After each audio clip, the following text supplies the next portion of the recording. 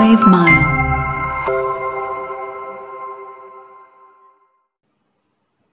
Welcome to another episode on Antonio Maino Sonia Parivar.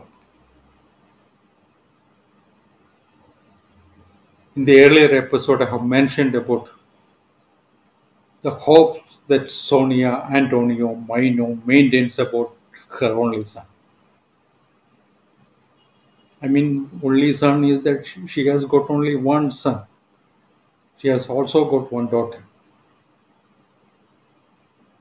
But unfortunately, she doesn't have the trust in that daughter. I don't know why. Maybe we are all presumed to believe, we are all presumed to think that she may not be trusting that son-in-law, who is already involved in several problems, several issues, several corruption charges. I don't know why. But this corruption charges are not new to this Sonia Parivar, Nehru Parivar. They too are involved in.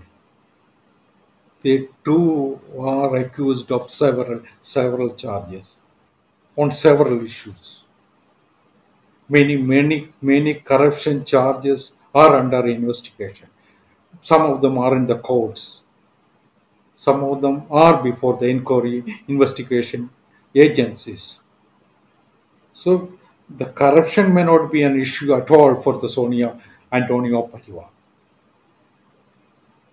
But anyway, she doesn't trust her daughter, but trust a lot her son. This fact has to be taken note of.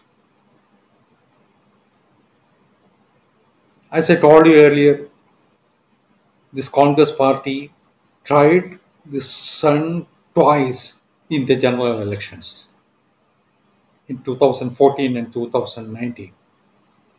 In both the elections, they have told the nation that once they get elected, Rahul Gandhi will be the prime minister. As I told you earlier, the Congress party doesn't get even 10% of the seats in the Lok Sabha. They did not even qualify to become the leader of the opposition. So such a pathetic defeat it was.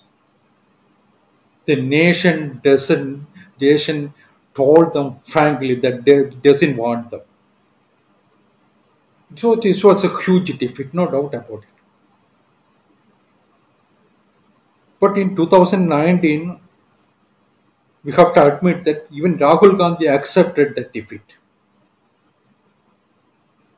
He resigned from the presidency of the party.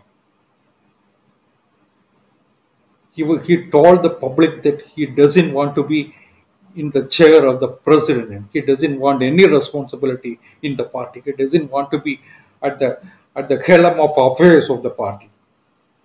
So he kept off from the party practically. They searched for many people to head the party. At last they came back to the old Sonia Antonio Maino to take charge. Since the son resigns, since the son resigned, mother took off. Still, the mother is in charge of the kid. So that's the fact. What I want to tell you is that such a twice such defeats naturally prompts a political party to think as to what should be the reason for the defeat, where they went wrong, what they should do to take back things into rail. Unfortunately, the Congress never does such postmortem. BJP did it in 2004 and 2009 elections. BJP faced huge defeat in the Lok Sabha polls. LK Advani was the leader at that time. BJP and the NDA has told the nation that once they elected to power, Advaniji will be the prime minister. I would say that he was an unfortunate politician. He could not make it. In 2014, the entire Sangha organizations, the BJP itself, in detailed stock taking, there was a brain, there was a thorough assessment of past things that has taken place in the past. Everybody had to everybody has their own views on the future of the organization. They took inputs from the RSS leadership also. It was then Narendra Modi was brought to Delhi. It was then Narendra Modi ji was brought in as the prime ministerial candidate in 2014.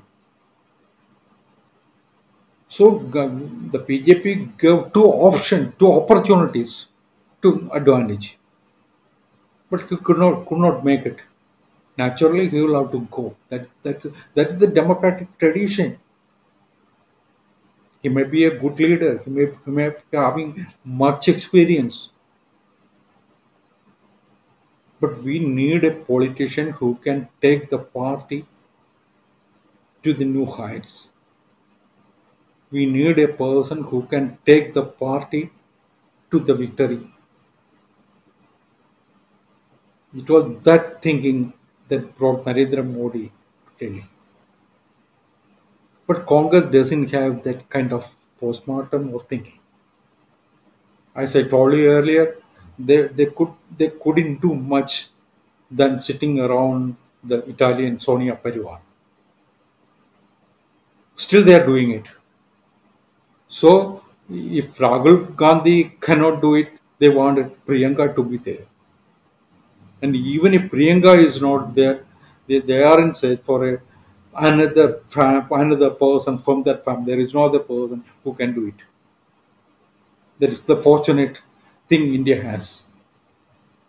But still, we should not forget that everybody wants a person, every congressman thinks that only any Nehru family man or a Nehru family lady can lead them. It is their fight. We cannot say anything more. In the case of Rahul Gandhi, it is about him we are discussing. They tried many times, not only in the general elections of 2014 and 19. In between, they have done their best to showcase that he is an intelligent man. He is a popular man. He understands India.